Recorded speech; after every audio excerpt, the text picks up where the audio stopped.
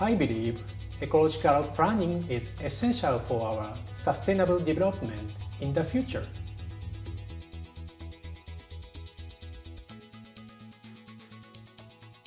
We human beings gain many benefits from natural ecosystems. For example, clean air, water, foods, energy, medicine, building materials, and so on. We cannot live on the Earth without ecosystems, but most of them have been heavily damaged by human activities. Biodiversity conservation is one of the most important environmental issues in the 21st century. Ecosystem-based land use, in other words, ecological planning, essential for our sustainable development in the future.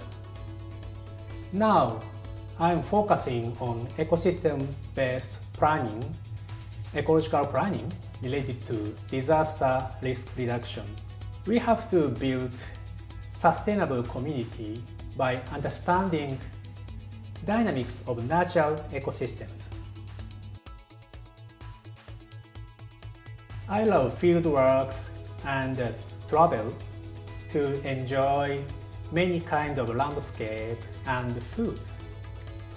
All environmental programs should be related to local specific issues.